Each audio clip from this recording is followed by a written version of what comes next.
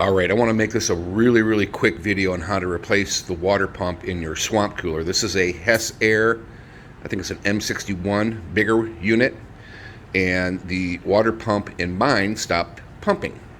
I got with the Amazon vendor and they said, well, they don't make the pumps for these anymore.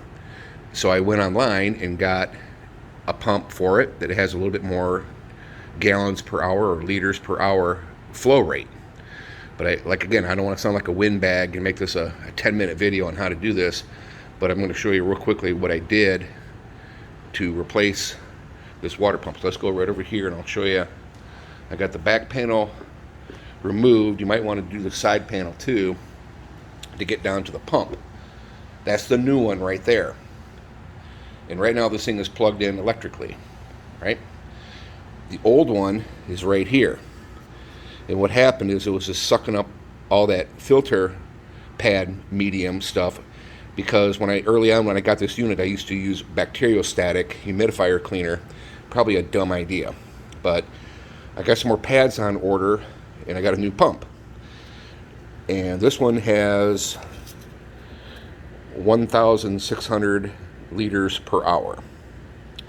The new one is made by VivoSun here, and it is 1,800 liters per hour, so a little bit stronger. And you can actually see here, let me turn the pump on right here. Again, this is energized, so be safe if you do this.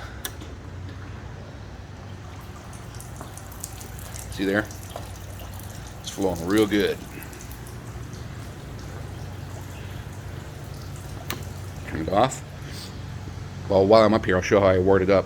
What I did was that this pump right here comes with this, so I cut it and wired it into the existing harness right here. If you look at the way that it is wired here, green goes to green, and it looks like neutral is brown. If you follow the wires back, this brown right here goes to the white here, so I figured that was neutral, and it is. And then the blue is the black hot. And then you just tuck everything back in and good to go. Tie strap it secure so that the fan blades don't hit it. Right back there. The hose connection, these pumps come with adapters, but I still had to use a hose clamp on there to keep it tight. And you might be able to hook up like a nylon sock so it doesn't suck up debris in there, but that might be an option you can use. But this thing is working excellent now. Filter pads, 4 of them for this unit, is about 59 bucks, which isn't horribly bad. You can find them on Amazon, and I got some on order, but realistically I don't need to use this much. Well, I don't know if I'll use it this winter or not, but we'll see. And there you have it. It really wasn't hard to rip that pump out and put it in there. It took me like maybe 15 minutes.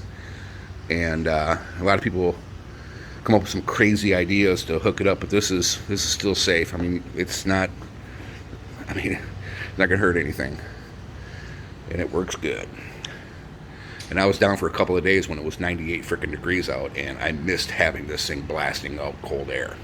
And it works great here in the garage. All right, thanks for watching, and be cool.